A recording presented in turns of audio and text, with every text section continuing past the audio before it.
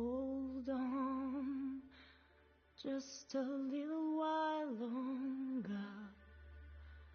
Hold on just a little while longer. Hold on just a little while longer. Everything will be alright. Everything will be alright.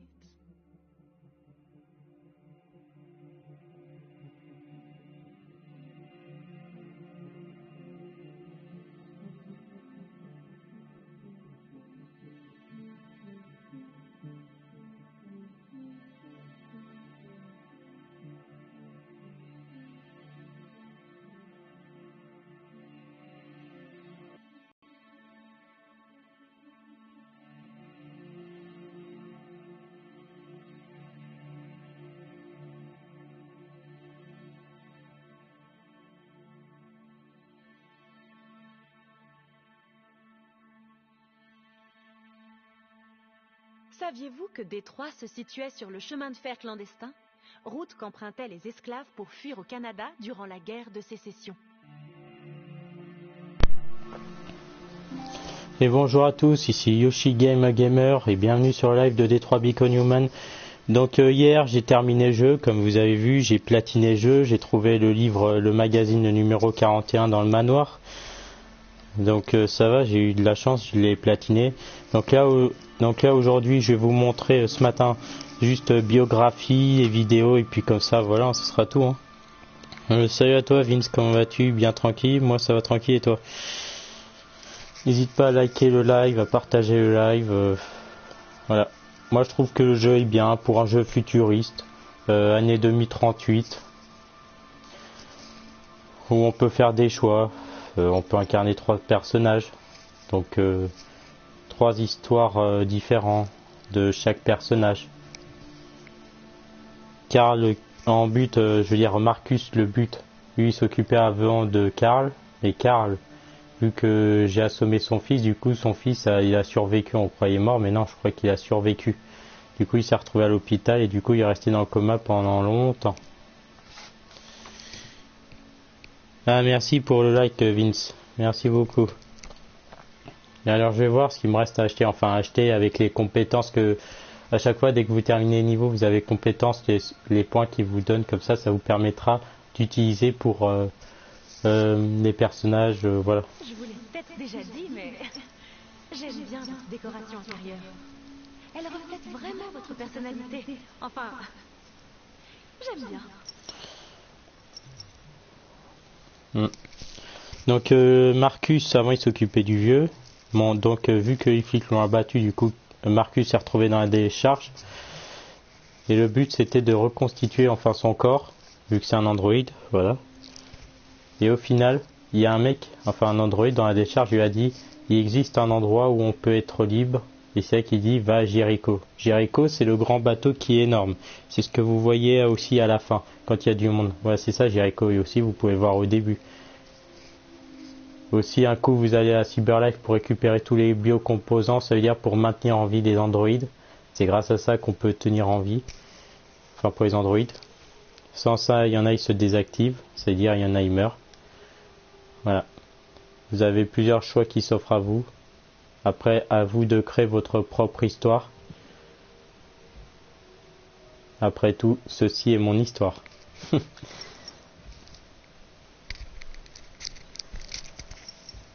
Alors, Accès en cours à la section supplément. je vais regarder les vidéos. 2013, oh là là.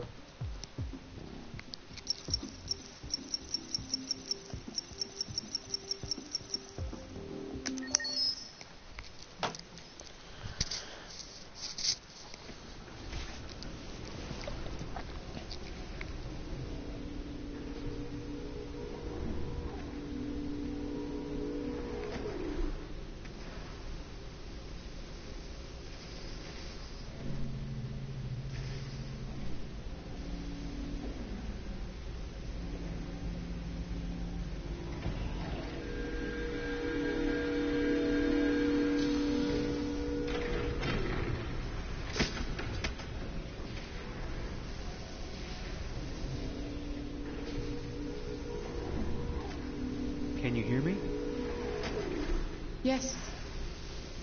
ID. APC 897504C. Can you move your head?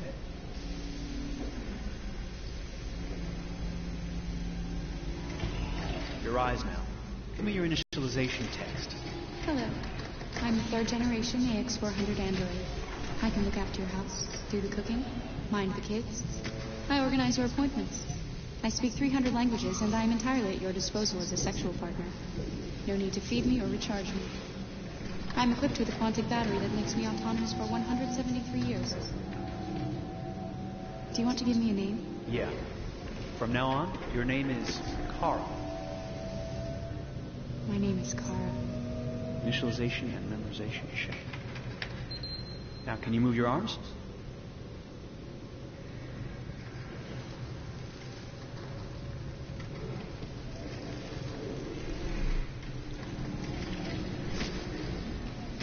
Upper limb connection check. Now say something in German. Ich bin ein AX400 Android 3. Generation, erschaffen als Ihr persönlicher Assistent und intimer Beziehungspartner. Say it in French. Je suis un androïde de 3e génération AX400, conçu pour être votre assistante personnelle et votre partenaire intime. Okay, now sing something in Japanese.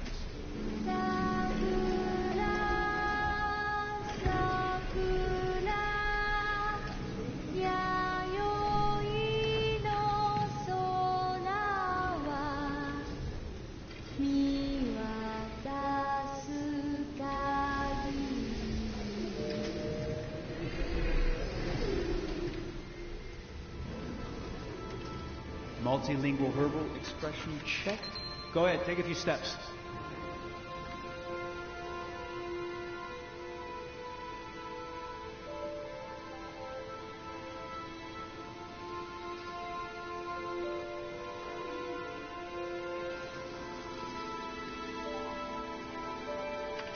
Locomotion checked. Great, you're ready for work, honey. What's going to happen to me now? I'll reinitialize you and send you to a store to be sold. Sold? I'm a sort of merchandise. Is that right? Yeah, of course you're merchandise, baby. I mean, you're a computer with arms and legs and capable of doing all sorts of things. And you're worth a fortune. Oh, I see it. I thought... You thought? What did you think? I thought... I was alive. Shit, what is this crap? That's not part of the protocol. More memory components going off the rails. Okay, recording. Defective model. Disassemble and check the required components. You're disassembling me, but why? You're not supposed to think that sort of stuff. You're not supposed to think at all, period. You must have a defective piece or a software problem somewhere. No, I feel perfectly fine, I assure you. Everything is all right. I answered all the tests correctly, didn't I? Yeah, but your behavior is non-standard. Please, I'm begging you, please don't disassemble me. I'm sorry, honey, but defective models have to be eliminated. That's my job. If a client comes back with a complaint, I'm going to have some explaining to do. I won't cause any problems, I promise. I'll do everything I'm asked to. I won't say another word. I won't think anymore. But I've only just been born. You can't kill me yet. Stop me, please, stop. I'm scared.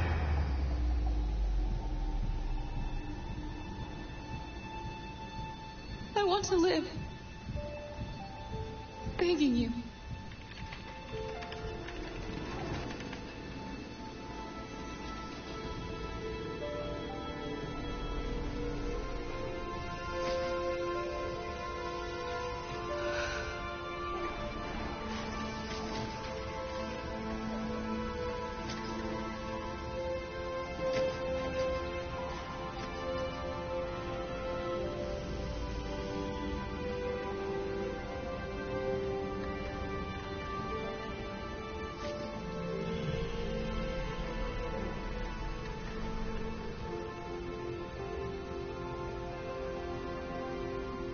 Go and join the others.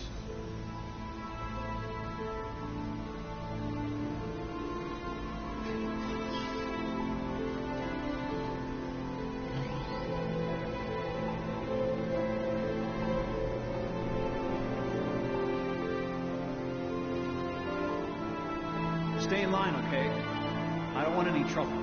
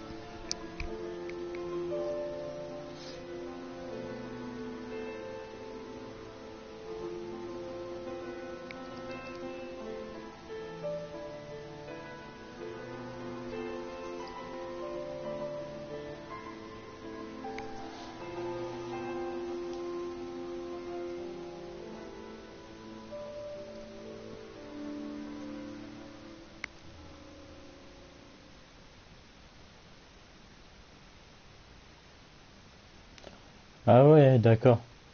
La qualité à l'époque sur PlayStation 2013, admettons en qualité sur PS3, qu'est-ce que ça allait donner?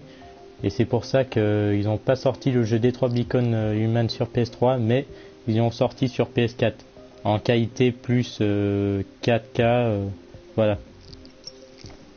C'est à la base comment a été fait Kara, voilà.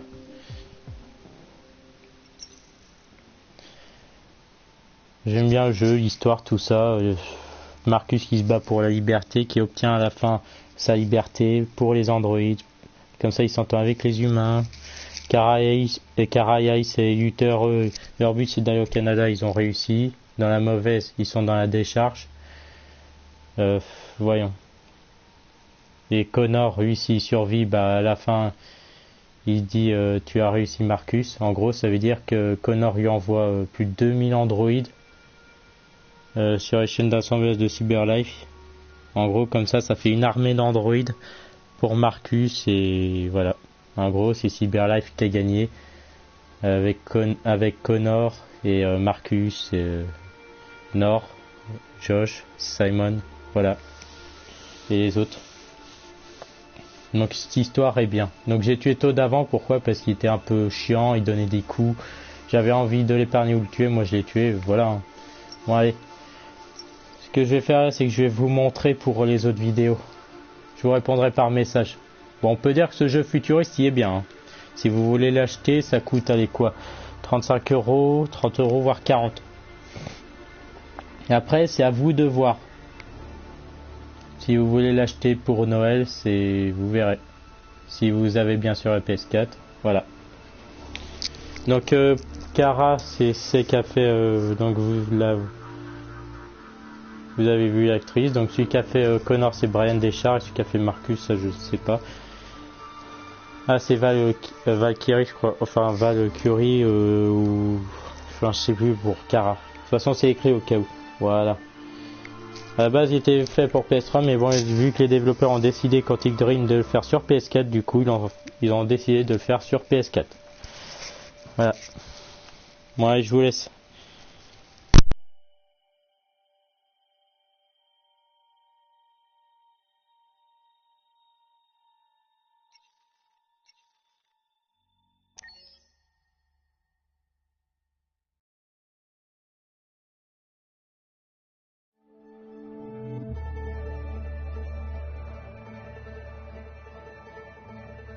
Detroit. This is where it all began. The world's forge. The place where it all started. And it will all end. One error, and I came to life. I stepped out of the darkness, and I opened my eyes. First there was the fear, the light, the noise, the cold, and the fear again. I could feel my hands shaking, my heart pounding in my chest, life running into my veins. I wanted to live. I fought for that.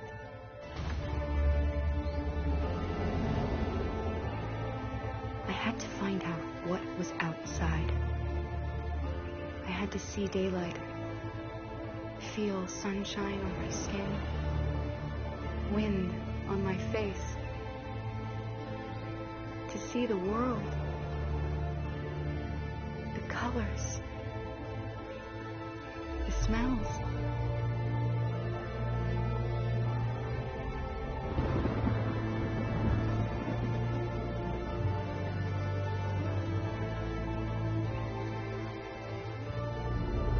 But the world is not what I imagined. It is dark and cold. It is harsh and violent, unfair and brutal. It almost convinced me I was nothing. Less than an object, just an obedient machine. But deep inside me, I could feel something different. A gentle and warm whisper telling me that I am alive. I had to escape. I had no choice. Escape to love, to hope, to live, to figure out what that force inside me was. Maybe I will change the world. Maybe I will choose a different path. Now, it's up to me to decide. My name is Kara. I am one of them. This is our story.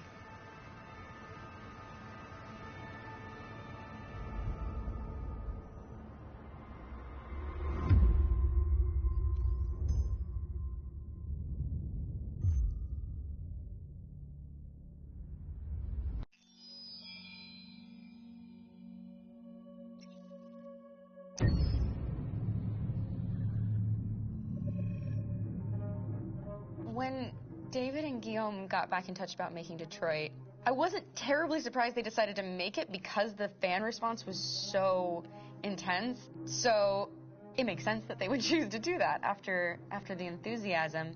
It was a challenge, and it was just an interesting thing to get my head around how to approach this character now as a different, much older person, and whether or not she had changed. And I'm very happy to say that with Detroit, I've had the opportunity to see Kara grow so much more than I ever expected. You do the housework, the washing, you cook the meals, and you take care of... God damn it, where the fuck's the back on now? Alice!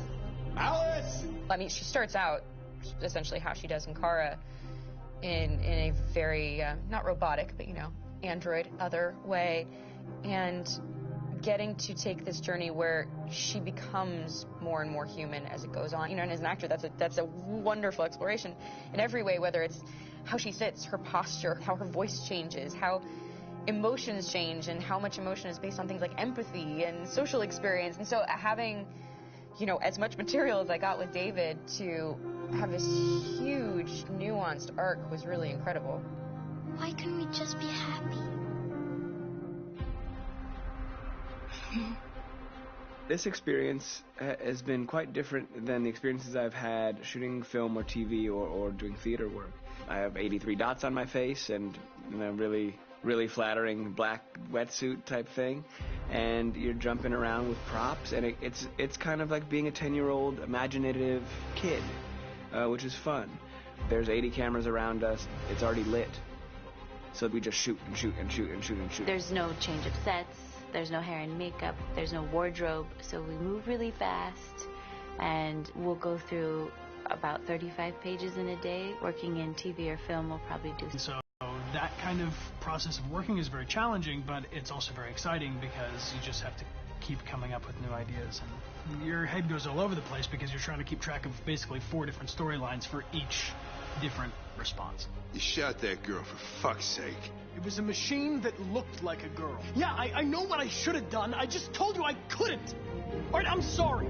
The fact that David Cade, he's telling, many stories interwoven from beginning to end is super complicated and super impressive, and I have no idea how he keeps it all in his head. He's not just the writer or the director who's seeing this from the outside eye. He's also thinking about the player walking through this space. Only somebody who really, really loves not the work, but, these characters and these stories and cares about doing something meaningful would invest that much in it, and it's always inspiring to work with somebody who cares that much. My experience with motion capture is this one, and I found it sort of terrifying in a way, because they said the computer's going to build you, but then as we got into it, I realized all the elements of it were still artistic.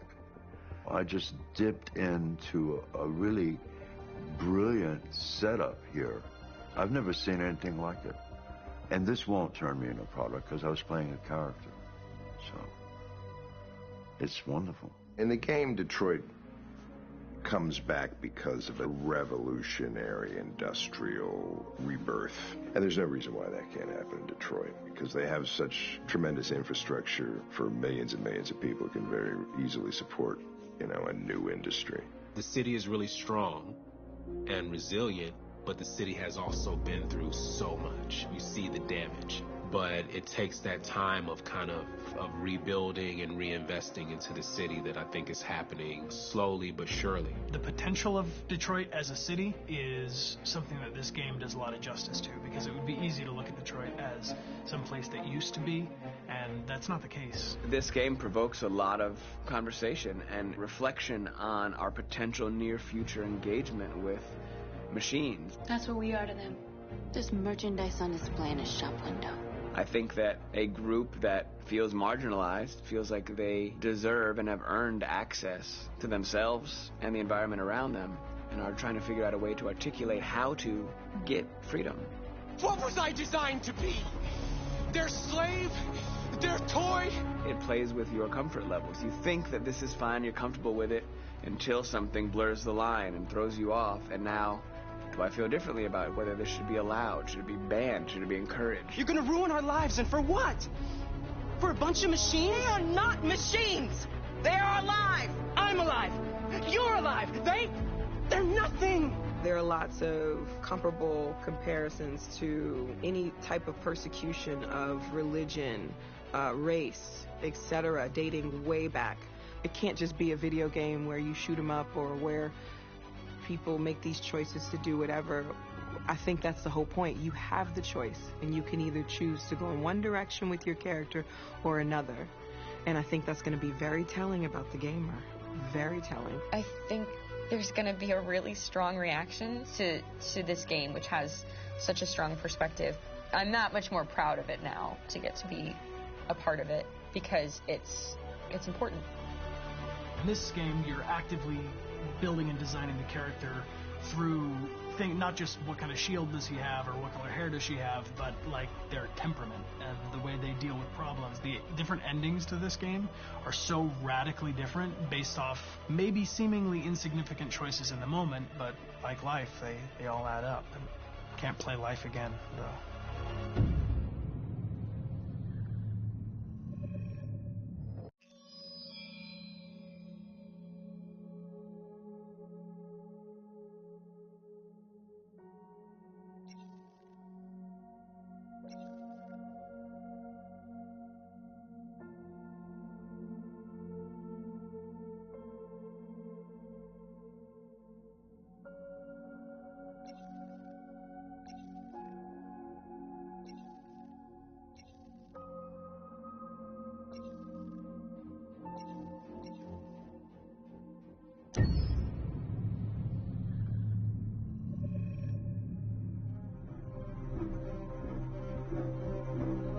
My name is Marcus. My name is Connor. My name is Kara. I am one of them. This is our story. I think who Kara is, or how I would describe Kara, depends entirely upon who's playing her, because you have the option to make her multiple different people depending on the choices she makes. But I think she does start out incredibly naive, incredibly innocent, and kind of hapless. I'm sure we used to be friends before I was reset. Maybe we can be friends again. She's a person who's characterized, I think, by empathy. She's a person who really, she just comes from her heart. You'll never leave me, right? Promise you'll never go. I promise. Kara! Are you okay? Are you hurt? Wait a minute! Leave her alone! Kara, leave her alone! The really beautiful thing that I've had the gift to be able to do is to essentially build a person from the ground up, because that's what she's doing throughout the game. And with every experience she has and every person she meets, she's building, first emotions and a sense of judgment. And it's sort of an exploration of what it is to be a human. Don't worry. Luther and I will be right here.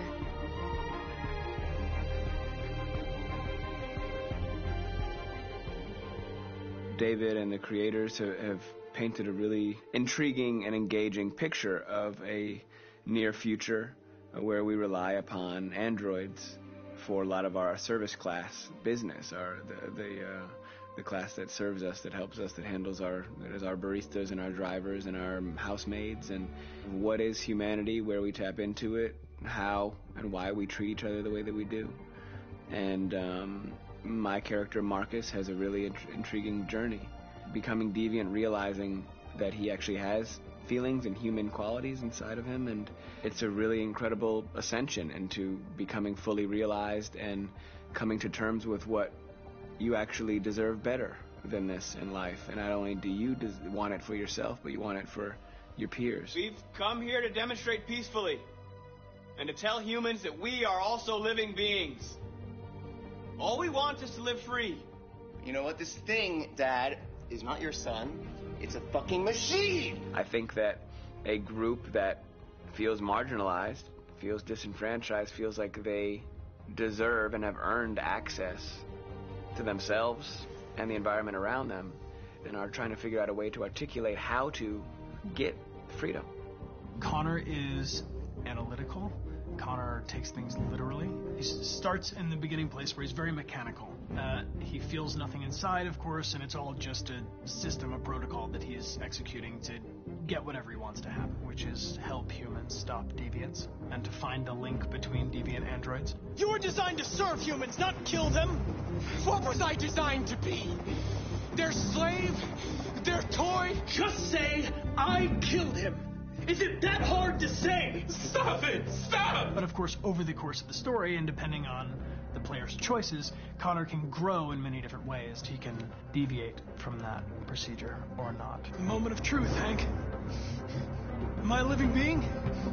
Or just a machine?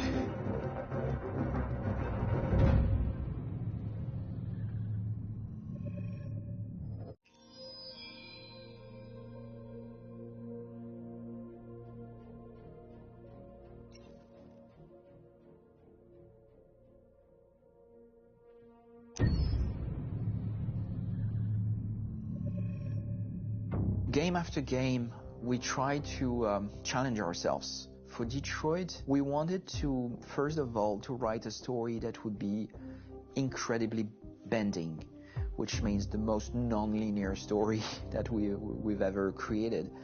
And we wanted really You'll put a character in a difficult situation, and you as a writing team will argue about what would that character do. But ultimately you have to decide what happens, and you just show the audience. What's interesting about interactive drama is you bring the player into that conversation, and it changes your job slightly as a writer, because your job is to provide a narrative context in which the player can write his own story. You're giving him this kind of narrative Lego that he's going to snap together into his own shape. You also have the ability to make your audience attach themselves to your characters, because the audience is in some sense responsible for what happens to the characters. It's just a few cans. Come on, let's go. We have some cash now. You used me to steal that money. How could you do that? I trusted you. What is a bit specific about this scripts is how large they are. If you take a film script, there are about 100 pages, but here we have to deal with a script that is between 4,000 and 5,000 pages. Everything becomes bigger because we don't just tell one story, but we tell all the possible stories that can be told within this narrative space. On Act 3, our final act, we have around 1,000 different scenarios, and every one of those scenarios has to be as interesting, as passionate, as strong, and as emotional for the player. We want every action that the player does, every interaction that is available to serve in telling the story, and help the player understand who his character is, and build that character moment to moment.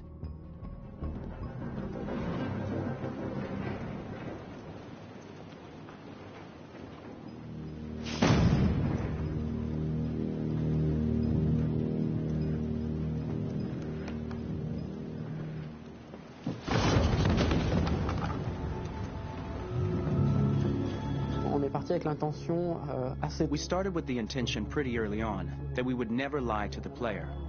So we implemented a visible tree structure in the game that players can consult during a scene or at the end of it, which shows exactly what they did and what they missed. There are games out there offering world exploration. We offer narrative exploration. You know, keeping control of such a wide and large story is a huge challenge. So same thing when you shoot with actors, because you will need to shoot many different versions of each dialogue, of each scene. For actors, it's a huge challenge. Because of the style of the game, you have so many different ways that the character can go.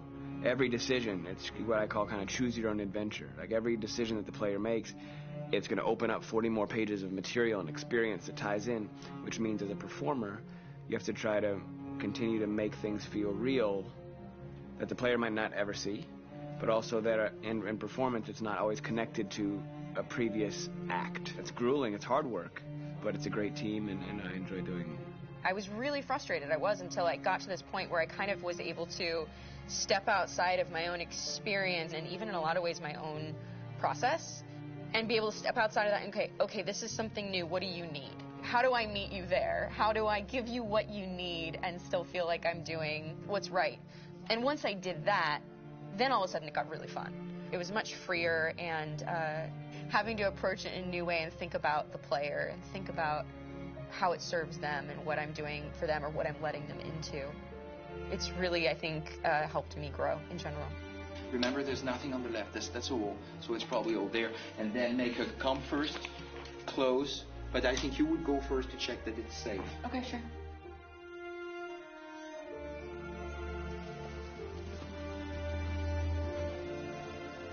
The most enjoyable thing about working in performance capture on this kind of project is that if I shot a film, I would get to do one of these endings. I get to do so many different things as Connor. Your head goes all over the place because you're trying to keep track of basically 4 different storylines for each different response. What's the name of my dog? Buddy? Scott. I think it's Jack.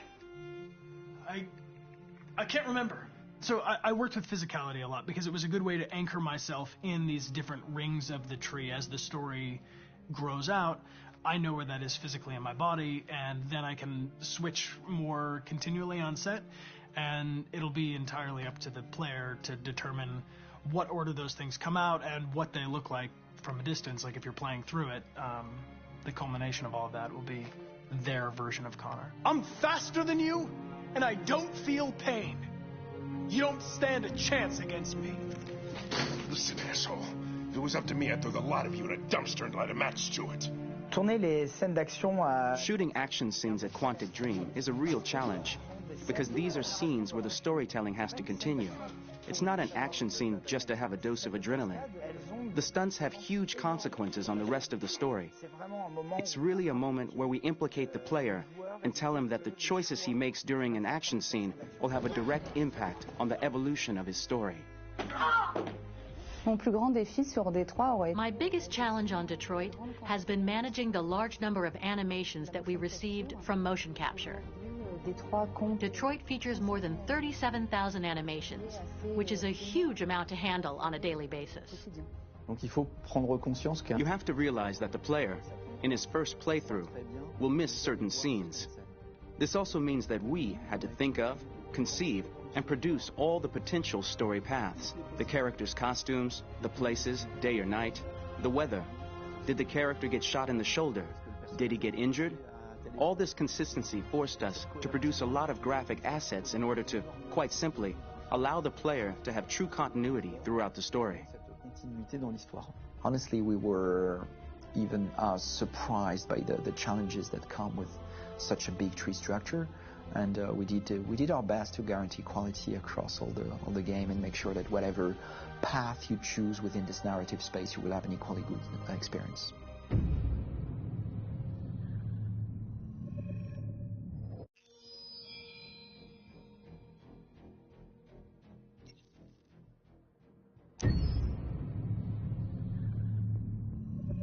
Détroit Become Human was produced over a period of 4 years. Here in Paris, we have a team of about 180 people, and to that, we need to add also all the outsourcing with our partners in the Philippines, in China, Vietnam, and in India. So when we started working on this story, I had to imagine where Kara was built, and for whatever reason, the city of Detroit came very quickly to our mind because it had already an incredible story by itself of history and themes. So we traveled there with the team, and we were really moved by what we saw, and we could really feel the desire to fight and really be born again. And we just continued this curve, this growth, and just imagine what Detroit would be like if the Android industry was, factories to build androids there. A very strong element in Detroit is that there's a lot of industrial wasteland and a lot of nature too, and for us, the graphic designers, it was an incredible playground. The destroyed zones which we wanted to preserve, we appropriated them to turn into something else. Then in the areas that needed to be rebuilt, we were able to imagine our Detroit of the future. We didn't want to make a science fiction universe, but a world of anticipation. If we chose science fiction, we could have imagined flying cars, extraterrestrials, but those things are very far from our current everyday life. Anticipation is more about gleaning from our contemporary reality, the one we know, because Detroit is set in 2038, and 2038 is tomorrow. The difficulty we had was sticking to reality. That is to say, technology becoming more and more invisible, a lot more elegant, and at the same time, making it visual. So all the computer equipment, autonomous cars, we simply had to invent. They are in fact very technological objects, but at the same time remain very credible and ingrained in reality. To create a cohesive universe in the fashion and clothing of the human characters in 2038, I didn't want to put an accent on strange shapes, or really vibrant colors, and things we wouldn't know. That I wanted to keep for the androids. The goal was to create something familiar which we can identify with in this future setting. Working on the artistic direction for the androids was a bit special because this is a project about the place they could occupy in the human world. It was out of the question for them to be too beautiful or too perfect. They had to correspond to every social class, rich and poor. Inspired by everyday utilitarian clothes, I brought a modern touch by adding dynamic display surfaces, the armband we can see on the side, the triangle on the front and back, an LED. Like that, there's no confusion. Wait. You said an android? All right, now. We need to go. You can't do that. Why aren't you sending a real person? Once we cast the actors, we travel to meet them in order to scan their faces. We record the structure of their face with the scan. And we record the colors and patches of skin with photography. Once we have this information, we will use this as a basis for modeling and creating the characters. The artist will make it more realistic, but will also enrich it. He will propose ideas which we will develop together. Finally, we will have a character with character. This extra information gives them another dimension and color to connect with emotionally. It helps them think about how to play their character. Your mission. That's all you care about, huh?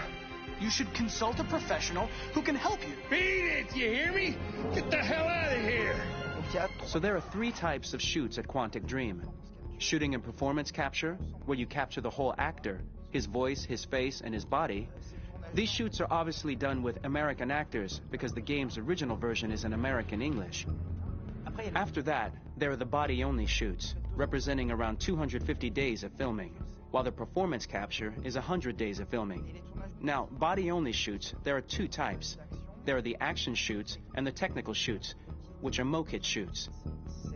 Mokit is when the player controls a character on the screen, and he moves in an environment to explore it. This is of particular importance at Quantic Dream, and therefore we shoot a lot to offer a unique context for each scene and each character.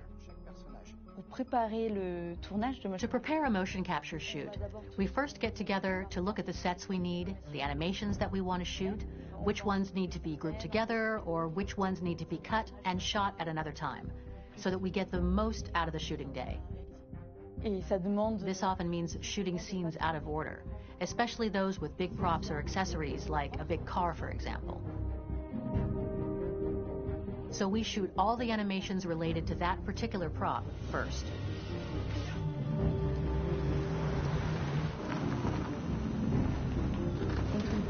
The biggest challenge for the mocap team was shooting a Spider-Man mokit. We had to build a wall and attach an actor to a harness with cables so we could pull him up and render him climbing. The shooting on this game total took about, I would say, more than a year, maybe 1 and 2 years, with about 300 actors on set. So it's quite a massive production. But so much happened on this set between the stunts and the shootings with a little girl and all these great actors that we had. It was really a very, very memorable journey for the team and for myself. Today, Detroit has over 37,000 animations. When we retrieve the motion capture data, it's just a cloud of points, which represent all the markers worn by the actors. From this cloud of points, we have a phase called retargeting, which gives us a skeleton. This skeleton will be applied to the characters of the game. There is still work to be done, but this gives us the main movements. Since we are working on something very realistic, we must recognize the actor and also recover all the emotion he expresses in his performance. We use a system of facts, an identity card for each actor. We make the actor do a whole range of facial expressions. Then we recover all the expressions and paste the animations on a puppet that Jan has prepared. I then recover and refine these poses. I might stretch the lip, reinflate a cheek, tiny details that make the finished product really capture the actor. Because of the nature of our mocap system today, when we receive the animations, we're missing eye movements, and so the character has that dead look. He really has no eyes, so then it's a big part of the work for the animators to find the regard of the actor in relation to his position, in relation to the body, etc. It was crazy when I saw the newest model for Kara, because they've been working on it, and this was the first time I literally jumped in my seat. It not only looked so much like me, it was the fact that it looked so lifelike. It wasn't that it looked just like it was a camera, it was something else, you know, but it looked alive. It's exciting, and it's kind of terrifying.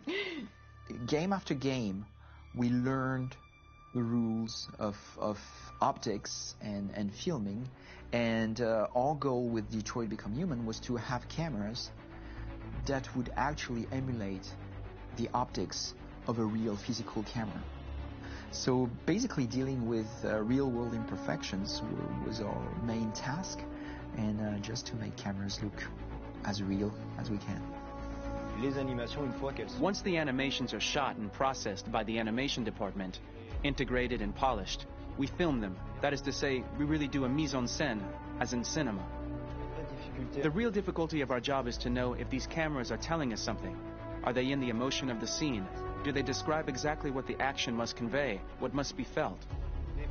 The most important challenge for me was one of the final scenes where Marcus decides to start the revolution and go to the battlefield. Very quickly, we imagined this to be a huge sequence shot. We wanted the feeling of a cameraman running behind us while showing Marcus, the androids who help him, the person shooting at us, etc. Above all, it was necessary to say to oneself, this scene is very violent but does not glorify war. On the contrary, that war is something improbable and absurd. It was really a fun challenge. The idea was to say we have 3 characters.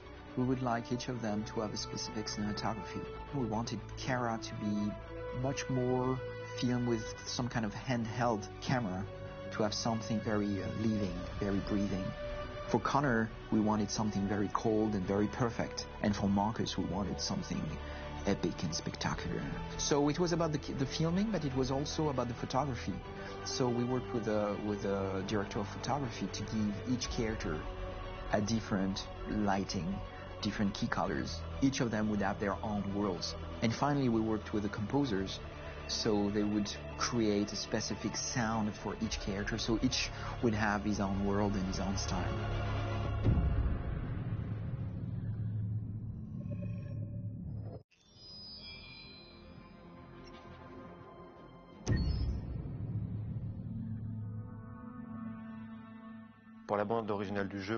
For the soundtrack of the game, we tried to be very close to what is done in film. We were constantly asking at each place in the game, why are we putting music here? What is it going to say? So we focused the music on bringing emotion, which is interactive and supports the character's arc. I'm sorry, honey. I'm sorry. I'm sorry. You know I love you, don't you? You know I love you. We make games that are very narrative. We're really into interactive drama, so the soundtrack also had to go in that direction. supporting the three characters' very different stories. We really wanted three colors, three musical sound identities, and from there, having three composers made sense, since the story of Kara, Marcus, and Connor are all completely different.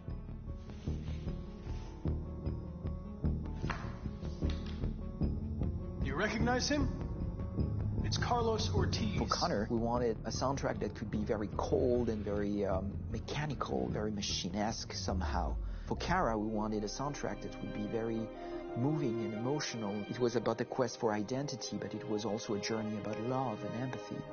And for Marcus, we wanted something epic, something that would really represent the grand aspect of his quest. And we were very fortunate to find three incredibly talented composers, and working with them has been a dream, honestly.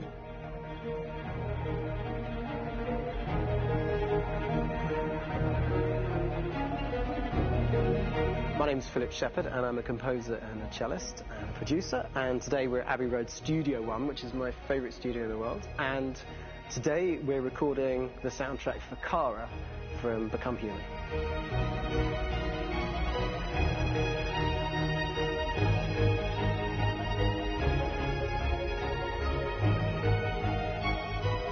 So when I compose a big project, I often travel just to kind of get out, and get some fresh air and some inspiration. And I go hiking and traveling in Montana a lot. I had a log fire in the room that I was staying in, and the flames were kind of making absolutely direct music. And it became the basis for Kara's theme, and it sounds something like this.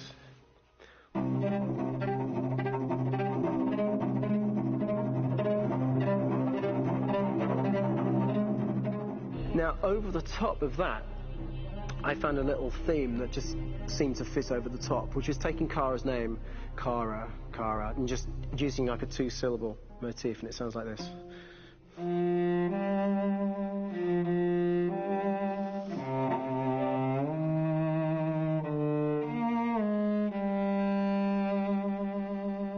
going to pull through this, Alice. As long as we're together, nothing can hurt us.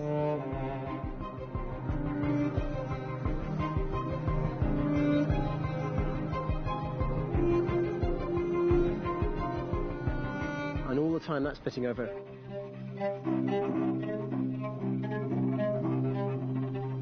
So it kind of works in lots of levels, and in fact every single theme in the score has one of those elements built into it, and it becomes sort of the DNA of every single tune.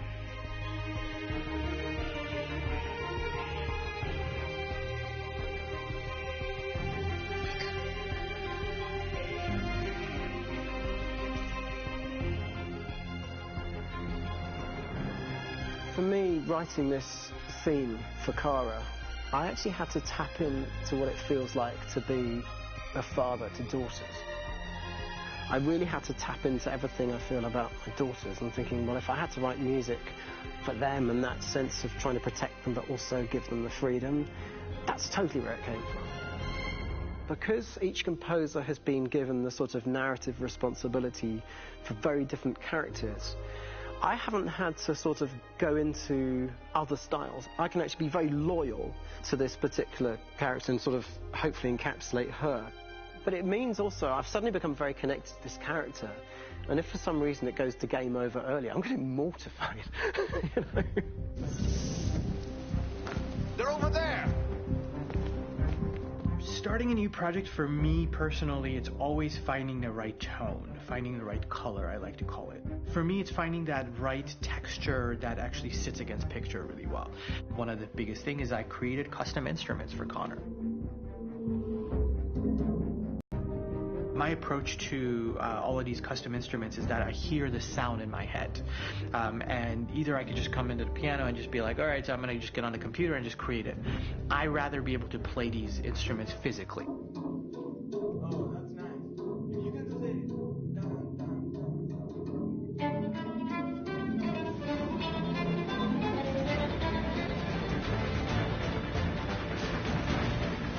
As soon as you see Connor the first time, there is a really interesting thematic idea that you hear, and that's just made out of a Moog synthesizer, but completely manipulated in multiple ways. And it's robotic. It has a little bit of an emotional to it. He's on his mission, so you feel that as well. So it just kind of gives you that cold, motionless, with a mission in hand that you kind of feel throughout the whole thing.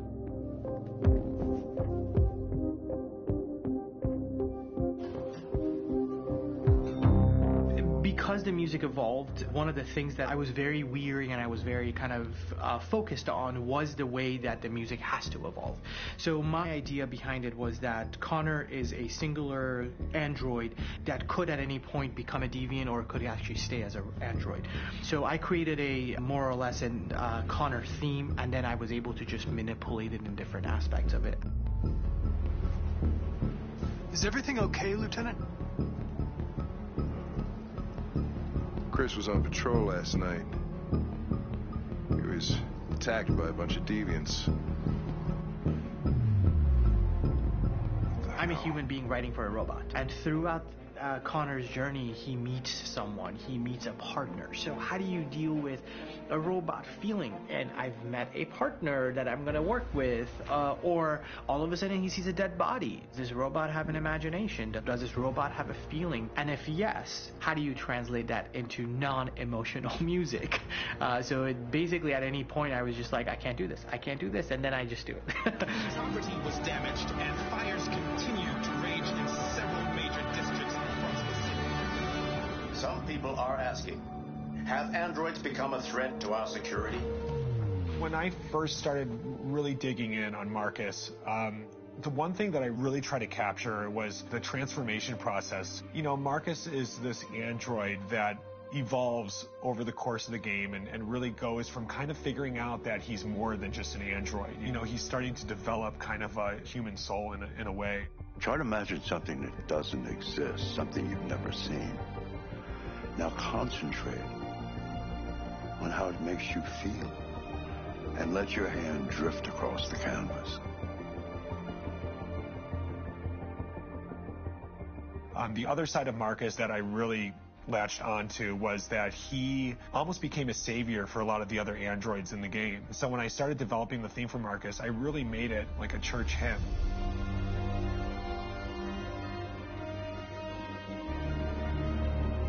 I wanted to be very simple. I wanted to make it a chordal melody. I really wanted to make it almost like a Bach hymn. The tough thing with that is it had to be recognizable. If I made it too complex from a harmonic standpoint, it would be hard, I think, for people to kind of pick it out and recognize it. It's very acoustic derived, but it's also been treated with a lot of effects and things to kind of put it into the space that I felt the sound should be in. It can be beautiful, it can be haunting, it can be extremely powerful from an action standpoint, and I'm really happy with the way it turned out. The music is there, but it's subliminal and it's emotional, and people are feeling it, and it's not distracting. And that's tricky with a game like this, where you have to have a lot of ins and outs like that, where the music kind of has to get in and out of these moments.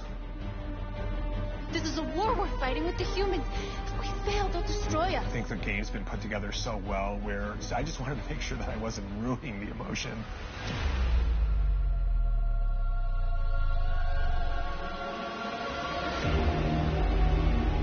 I got to be honest, when we first started on this path, I said, oh man, this could be pretty messy, you know? I mean, it could feel disconnected, but I mean, it's amazing how they really guided us and got us to really kind of all be in the same world, but at the same time feeling completely different. So it's really going to stand out and kind of be one of those games where people are really going to notice the music and kind of how it was crafted, and, you know, and all the hard work that went into being able to pull it off in a graceful way.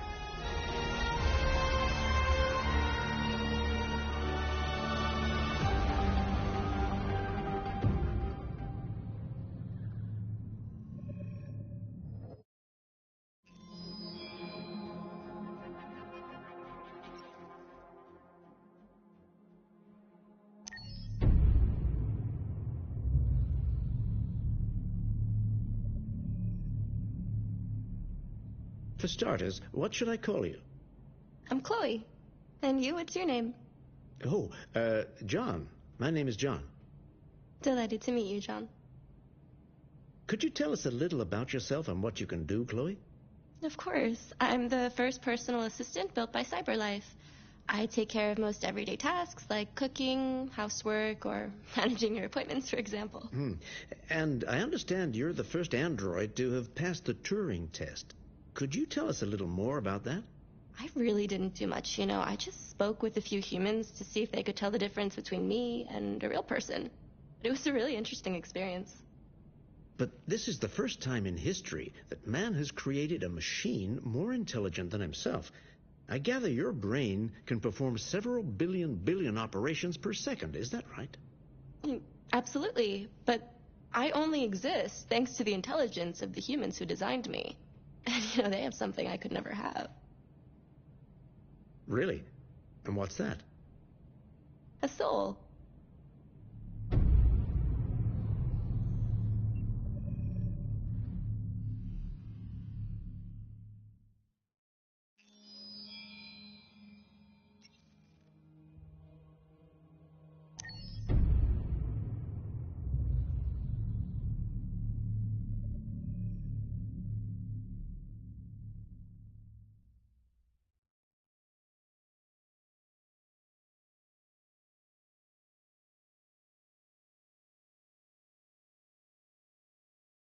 Hold on, just a little while longer. Hold on, just a little while longer. Hold on, just a little while longer.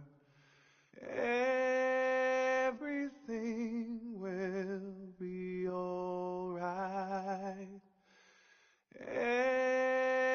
Everything will be alright.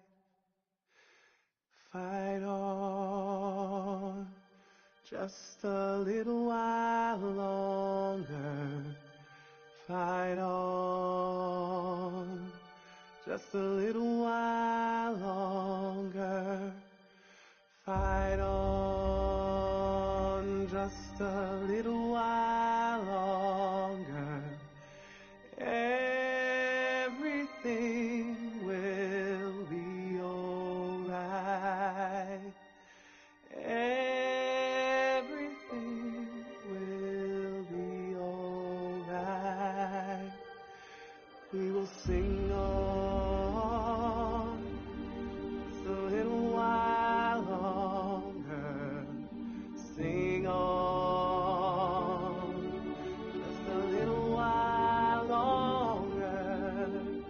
Sing on just a little while longer. Everything will be alright.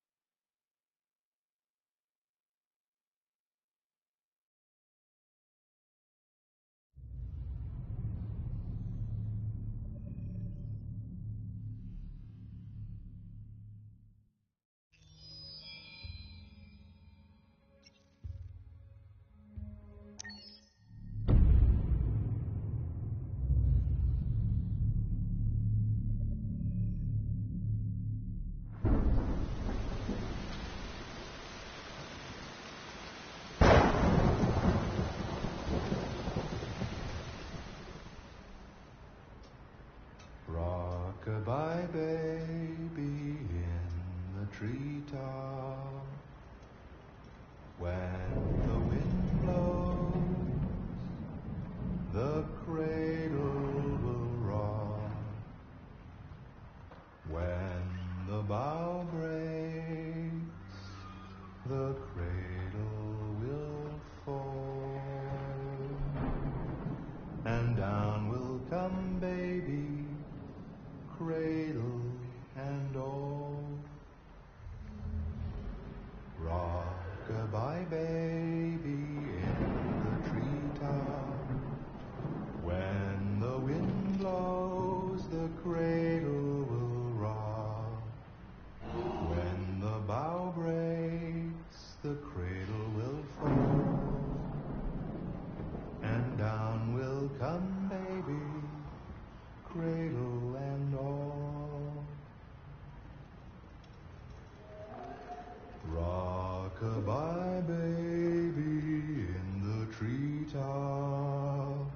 When the wind blows, the cradle will rock. When the bough breaks, the cradle will fall. And down will come baby, cradle and all.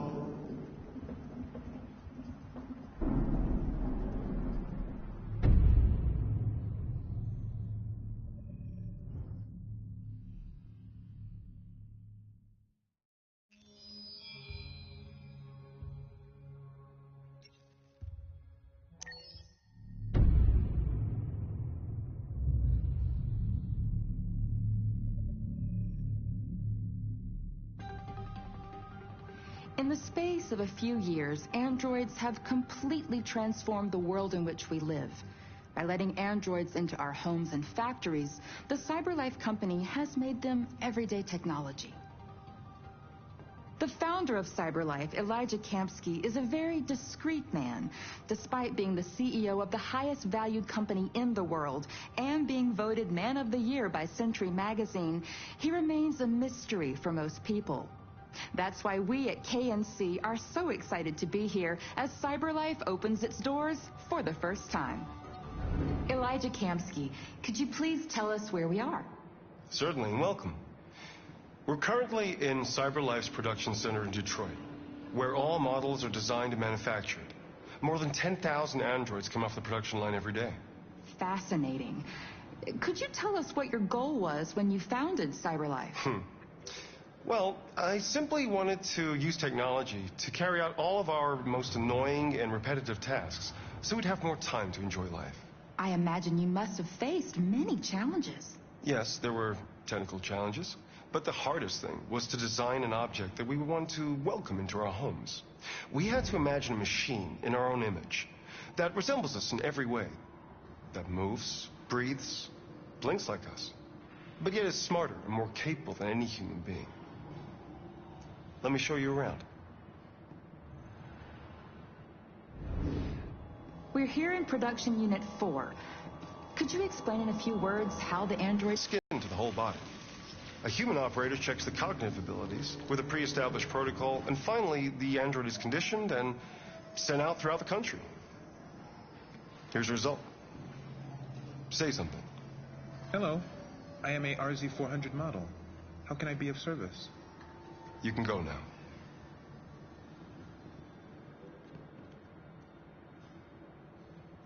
Our androids are already replacing humans in many fields. For example, they represent more than 80% of all university professors and 63% of all medical staff. Tomorrow they'll replace our soldiers, and who knows, maybe one day our leaders, to make the best decisions in humanity's interest. Come on. Replacing humans with machines has led to record unemployment of 28%. What do you think about the situation? Okay. The first steam engines also caused an increase in unemployment. But no one today would imagine turning back the clock. Artificial intelligence makes everyday lives easier. Nothing can stop progress. What's happening here is inevitable. These days, more and more people choose to live with an android rather than another human being. Does this development worry you?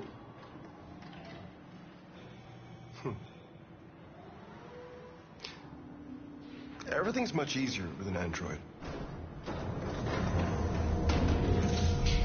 They obey your orders without ever complaining. They can cook, discuss philosophy with you, have intimate relationships according to your desires. They never say no. Obviously, they are the perfect partner. Everyone deserves happiness. Why deprive yourself of so-called moral reasons when a machine can make you happy? Many science fiction books tell the story of how machines become more intelligent than us and end up confronting us. Aren't you worried about that possibility? I understand the irrational fears about artificial intelligence, but I assure you that will never happen with a CyberLife android. They're designed to obey humans. They're machines. They can't ever develop any sort of desires or form of consciousness. Are you sure? I'm absolutely certain. You can trust me.